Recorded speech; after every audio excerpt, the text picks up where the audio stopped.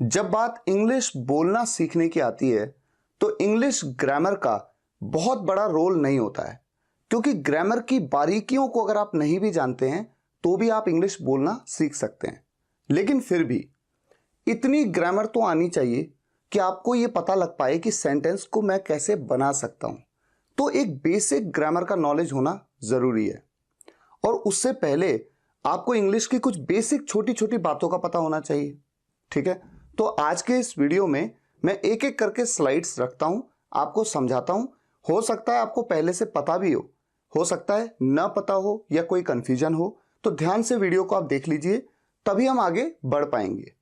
तो आइए शुरुआत करते हैं। सबसे पहली slide, Ravi is my friend, he helps me, reading is his habit.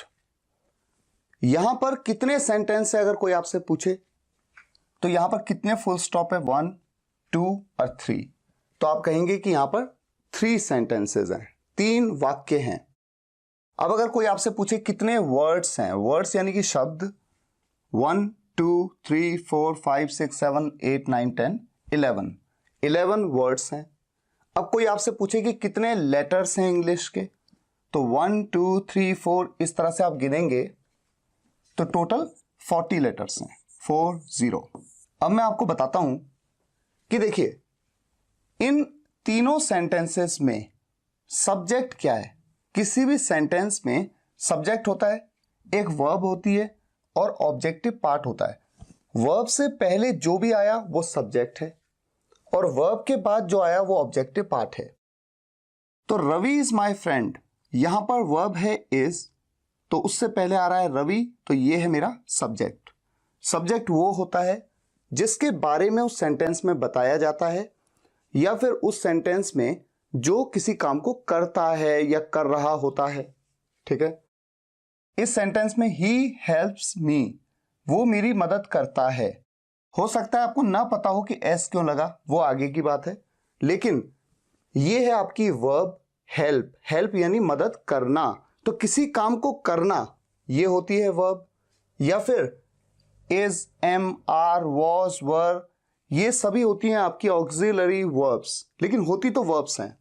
ठीक है, ये आपको ये बताती हैं कि कोई भी काम अगर हो रहा है या किसी भी सब्जेक्ट के बारे में, वो प्रेजेंट में है, पास्ट में है या फ्यूचर में है, यानी उसकी स्टेट के बारे में, उसकी अवस्था के बारे में बताया जाता है। जैसे मैंने कहा रवि मेरा दोस्त है, रवि इज माई फ्रेंड, तो ये प्रेजेंट की बात है इसीलिए इज कहा। अगर मैं कहता Ravi was my friend, was, तो ये होती पास्ट की बात।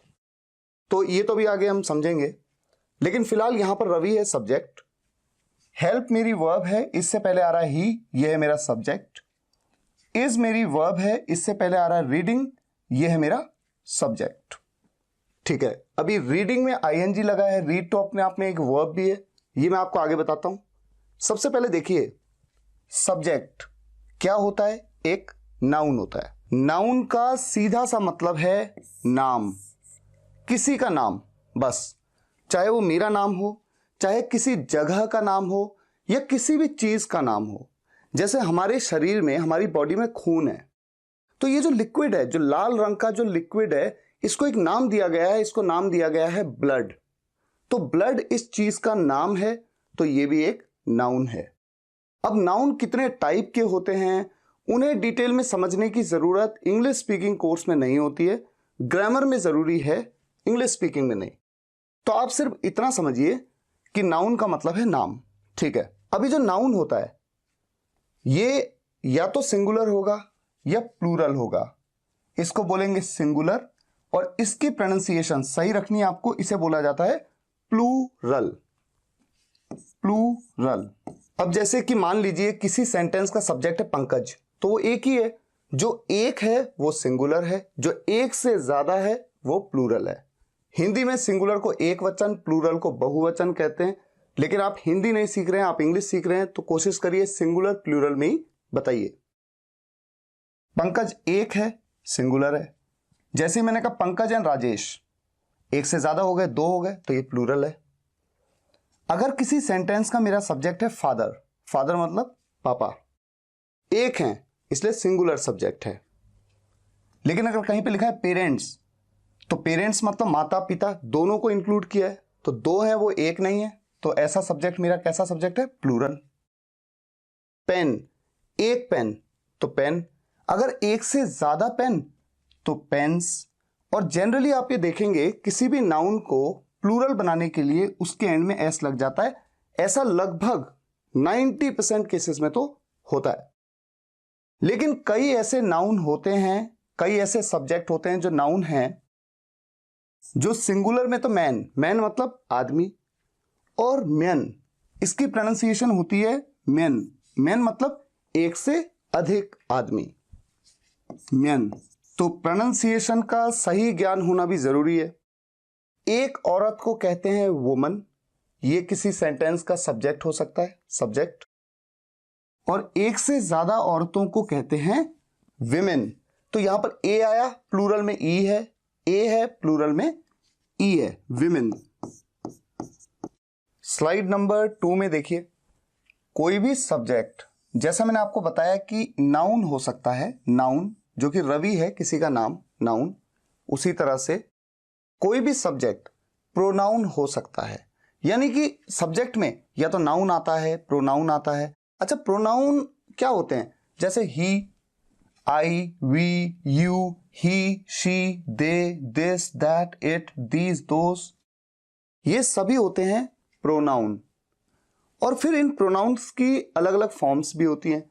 जैसे आप जानते हैं सब्जेक्ट में आता है तो आई होता है, लेकिन ऑब्जेक्ट में आता है तो मी हो जाता है, मी, है ना। या पजेसिव केस होता है कि ये मेरा है, तुम्हारा है, तो मेरा के लिए माय हो जाता है, वो है डीप ग्रामर। लेकिन फिलहाल English speaking point of view से ये समझना जरूरी है, सब्जेक्ट या तो एक नाउन हो सकता है या एक प्रोनाउन हो सकता है। अच्छा, प्रोनाउन जो होता है, आपकी नॉलेज के लिए आपको पता होना चाहिए कि रिप्लेस नाउन, प्रोनाउन वो होता है जो नाउन को रिप्लेस करता है। अब जैसे इसी सेंटेंस में देखिए, मैंने कहा रवि मेरा दोस्त है, वो मेरी मदद करता है। रवि मेरा दोस्त है, वो मेरी मदद करता है। ये वो कौन है? किसके बारे में बात हो रही है? ऑब्वियस सी बात है, रवि के बारे में बात हो रही है। तो मैं चाहता तो यहां पर लिख सकता था रवि हेल्प्स मी, लेकिन बार बार रवि कहने की जरूरत ही नहीं है। हिंदी में भी तो हम ऐसा कहते हैं, रवि मेरा दोस्त है, वो मेरी हेल्प करता है, तो वो कह दिया। रवि की जगह वो, ये जो वर्ड आया जिसने रवि को रिप्लेस कर दिया, ये क्या है? प्रोनाउन। अब ये जो टेबल आपके सामने है ना, पर्सन, सिंगुलर, प्लूरल, पर्सन भी 3 होते हैं, first person, second person, third person. ये टेबल बहुत ज्यादा इंपॉर्टेंट है। मान लीजिए मैं आपसे कभी कहूं कि आप ऐसा करिए, देखिए डज, मैंने आपसे कहा कि डज का यूज हमेशा थर्ड पर्सन सिंगुलर के साथ होता है। तो थर्ड पर्सन का singular, he, she, this, that, it, अच्छा इनके साथ डज होता है, ठीक है। मैंने आपसे कह दिया कि वॉज का यूज, वॉज, इसका यूज हमेशा फर्स्ट वो सिंगुलर के साथ होता है, सिंगुलर। यानी कि आप समझ गए। अच्छा, ये पूरे जो सिंगुलर हैं, आई के साथ भी वॉज, ही के साथ भी, शी के साथ भी, दिस के साथ भी, दैट के साथ भी, इट के साथ भी, ठीक है, वॉज का यूज। और फिर मैंने आपसे कहा वर का यूज प्लूरल में होता है, तो आपने कहा ठीक है, वी के साथ भी वर का यूज होगा, यू के साथ, दे के साथ, दीस के साथ और दोस के साथ। तो ये जो टेबल है, इस टेबल को आपको अपनी नोटबुक में नोट कर लेना है और याद कर लेना है कि फर्स्ट पर्सन सिंगुलर है आई, वी जो है ये फर्स्ट पर्सन का प्लूरल है, सेकंड पर्सन का केवल प्लूरल होता है यू, सिंगुलर कुछ नहीं होता। ऐसा इसलिए भी है क्योंकि आप चाहे एक हो तो भी आपको यू कहूंगा मैं, आप चाहे 10,000 लोग हो तब भी मैं यू कहूंगा। जैसे मान लीजिए मुझे एक आदमी को कहना है आप अच्छे हो, यू आर गुड, और 10 लोग बैठे हैं और मैं कहता हूं यू आर गुड, तो यू कहा मैंने, आप अच्छे हैं, तो सबके लिए यू। तो यू हमेशा इंग्लिश में प्लूरल फॉर्म में ही माना जाता है। और थर्ड पर्सन का सिंगुलर होता है, जैसे ही वो, शी वो, एक लड़की के लिए, दिस दिस, या फिर ये अगर दूर है तो दैट, ये सब सिंगुलर में आते हैं। इट मतलब भी क्या होता है, यह या ये। दिस की जगह पे कहीं पे भी सब्जेक्ट में अगर दिस आ रहा है अकेले, जैसे दिस इज माई फ्रेंड, तो दिस की जगह पे आप इट कह सकते हैं, इट इज माई फ्रेंड। लेकिन अगर लिखा है दिस बुक इज गुड या this book is very nice, तो ये किताब बहुत अच्छी है, this book is very nice, तो दिस की जगह पे इट थोड़ी कह देंगे, it book is very nice. तो दिस को इट तब रिप्लेस कर सकता है जब दिस अकेले आए, ठीक है। अच्छा, अब बात आती है प्लूरल की। तो वी फर्स्ट पर्सन का प्लूरल है, यू मैंने कहा सेकंड पर्सन का प्लूरल है, ठीक है। और थर्ड पर्सन प्लूरल क्या है, दे, वे, एक से ज्यादा लोग, चाहे वो लड़के हैं लड़कियां हैं, दे। और दीज मतलब होता है ये जब आपके सामने बहुत सारे हों। तो मैं एक बार देखिए, एक स्क्रीन आपके सामने रखता हूं, इस टेबल में आप देख सकते हैं, जब कोई पास हो और एक हो तो दिस, दूर हो तो दैट, जब कोई पास हो और एक से ज्यादा हो तो दीज, और अगर दूर हो और एक से ज्यादा हो तो दोस। हम हिंदी में भी इस तरह से कहते हैं ना, जैसे मेरे हाथ पे ये एक पेन है तो मैं कहता हूं दिस इज अ पेन। अगर ये दूर होता तो मैं कहता वो एक पेन है, वो के लिए मैं क्या कहूंगा तब, दैट इज अ पेन। और अगर मेरे हाथ पे एक से ज्यादा पेन है और मेरे पास है तो मैं कहता हूं ये पेन हैं एक से ज्यादा हैं, दीज आर पेन्स। लेकिन अगर इतने सारे 3-4 पेन दूर रखें और मैं कहता हूं वो पेन है, दोज आर पेन्स। तो बस इस फर्क को आपको समझना है कि दिस और दैट पास के लिए, ये या यह है, और दीज और दोज दूर के लिए, वो या वह है। तो वह बोलो चाहे वो बोलो, बात एक ही है।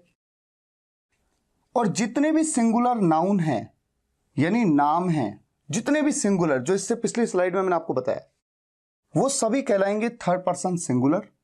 और जितने भी प्लूरल नाउन हैं, यानी प्लूरल हैं, जहां पर भी एक से ज्यादा लोगों की बात हो गई, जैसे पंकज एंड राजेश, पीपल मतलब लोग, एक से ज्यादा, वो सब क्या है, थर्ड पर्सन के प्लूरल। अब इस स्लाइड में देखिए मैं क्या कह रहा हूं कि सब्जेक्ट, मैंने आपको बताया नाउन तो हो ही सकता है, प्रोनाउन हो सकता है, या फिर जब भी कोई वर्ब सब्जेक्ट में आती है तो या तो उसके साथ आईएनजी लगाना पड़ेगा आपको, ठीक है। जैसे मैंने कहा पढ़ना उसकी आदत है, तो सब्जेक्ट है पढ़ना, क्योंकि पढ़ने के बारे में बात हो रही है, और पढ़ना तो चूंकि एक वर्ब है, एक क्रिया है, तो जब भी सब्जेक्ट में कोई क्रिया आएगी तो उसके साथ में आईएनजी जरूर लग सकता है। अगर आईएनजी लगा देंगे तो बन जाएगा जेरंड। और या फिर आपके पास दूसरा ऑप्शन भी है, आप रीड से पहले टू लगा दें, to read is his habit. दोनों ही सेंटेंस बिल्कुल सेम है, आप ये काम हर किसी के साथ कर सकते हैं।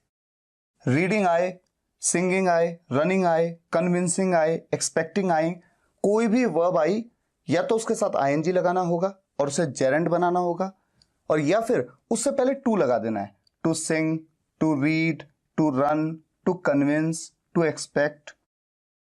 और फिर कहते हैं कि ये क्या है, ये एक इंफिनिटिव है।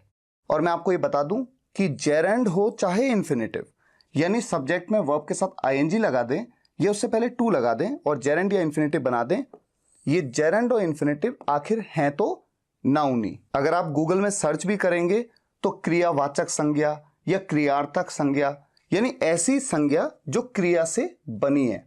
अब आप सोचेंगे कि क्या इतना डिटेल में जाने की जरूरत है? बिल्कुल नहीं।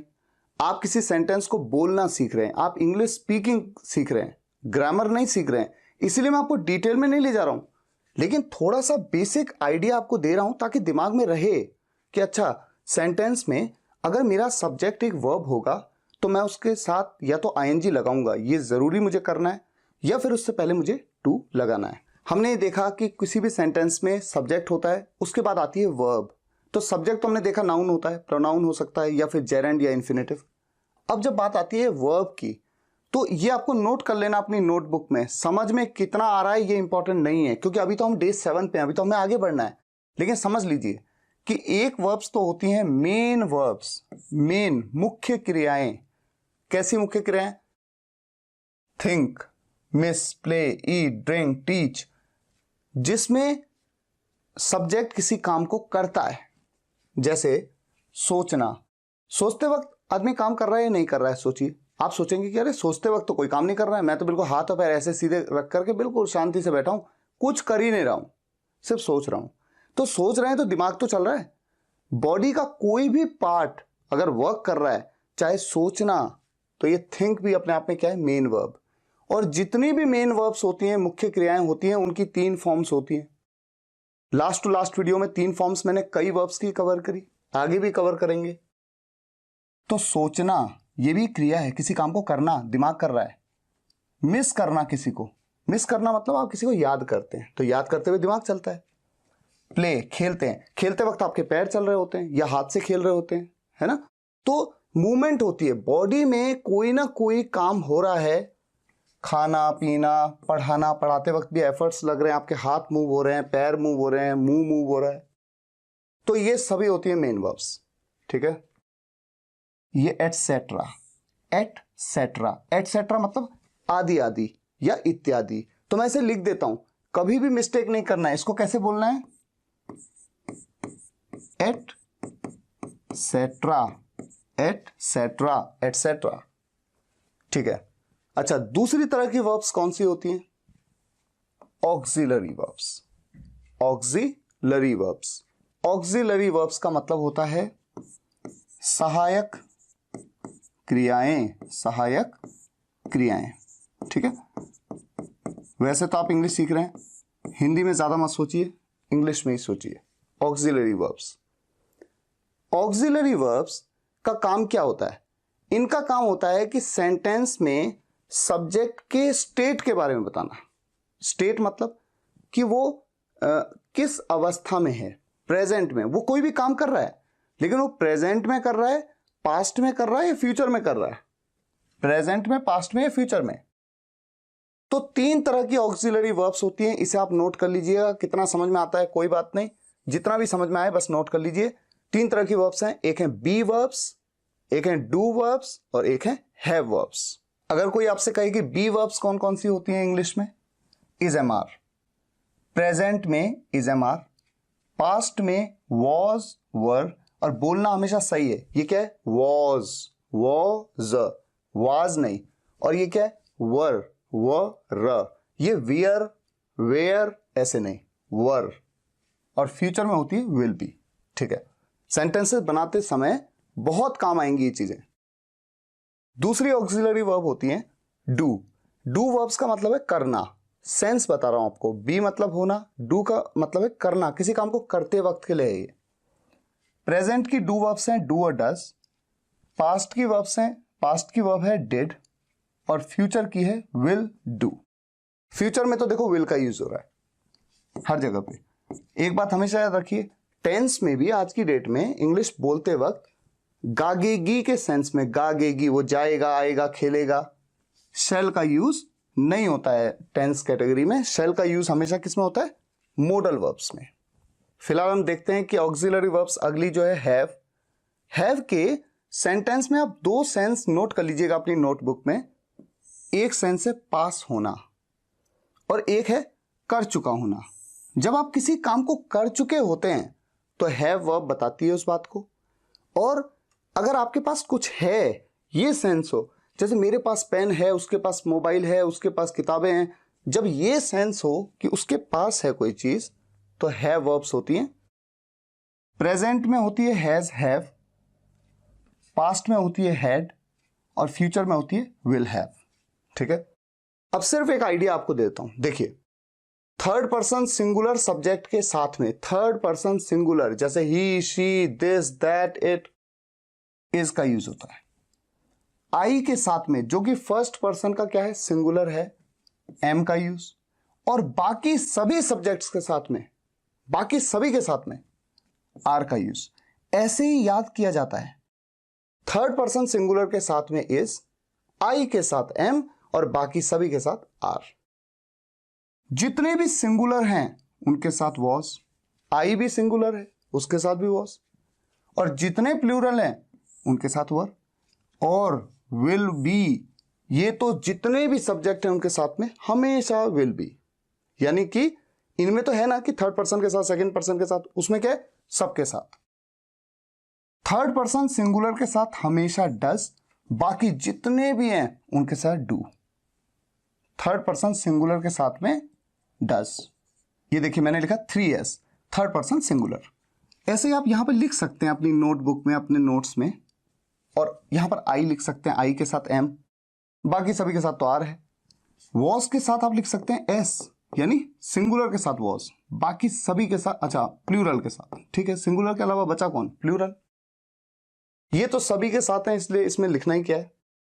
अच्छा डिड, ये सभी के साथ, चाहे तो ऐसे लिख सकते हैं, ए लिख सकते हैं, ए का मतलब सभी के साथ, ऑल, ऑल, इसमें भी लिख सकते हैं ऑल, ये भी ऑल, ये भी ऑल। अच्छा अब देखिए कोई आपसे पूछे हैज का यूज किसके साथ होता है, तो आपको क्या बोलना है, सिंगुलर के साथ? नहीं, सिंगुलर के साथ क्यों नहीं, सिंगुलर में तो आई भी आता है ना, मैं भी एक हूं, सिंगुलर हूं, आई के साथ तो हैज नहीं होता। हैज का यूज होता है हमेशा third person singular, third person singular, और हैव का यूज बाकी सभी के साथ में, बाकी सभी के साथ, ठीक है, रेस्ट ऑल। हैड का यूज सभी के साथ में होता है, ऑल। अब देखिए मॉडल वर्ब्स, ये मॉडल वर्ब्स आपको दिख रही है, can, could, should, would, must, may, might, shall, और is am are, was were, has have had, will have, ये will have, was were, is am are, has have, इनके साथ में लग जाए टू, तो भी इनका यूज मॉडल वर्ब किस तरह होता है आगे आपको सब समझ में आएगा। और चौथी कैटेगरी क्या है, सेमी मॉडल वर्ब्स। अच्छा इसे ना कई जगह पे सेमी कहते हैं, जैसे आपने सुना होगा सेमीफाइनल, सेमी, और कई जगह पे कहते हैं, कई जगह नहीं, इसे अमेरिका में कहते हैं सेमाई, जहां तक मेरी नॉलेज है सेमाई फाइनल, तो सेमाई, और ब्रिटिश में कहते हैं सेमी। सेमी मॉडल वर्ब्स वो मॉडल वर्ब्स हैं जो कभी तो मॉडल वर्ब की तरह काम करती हैं और कभी मेन वर्ब की तरह काम करती हैं। आगे आपको ये सब बातें पता लगेंगी और इससे आपको स्पीकिंग में मदद भी मिलेगी कि कहां पर मैं डेयर का यूज कैसे करूं, यूज टू, डेयर और नीड। तो फिलहाल आज के लिए 4 स्लाइड्स बहुत हैं, क्योंकि आपको नोट्स भी बनाने हैं, थोड़ा टाइम देना है वीडियो को, हो सकता है वीडियो को 1 या 2 बार देखना है आपको। सारी चीज़ों को नोट कर लीजिएगा और उनको याद भी करने की कोशिश करिएगा।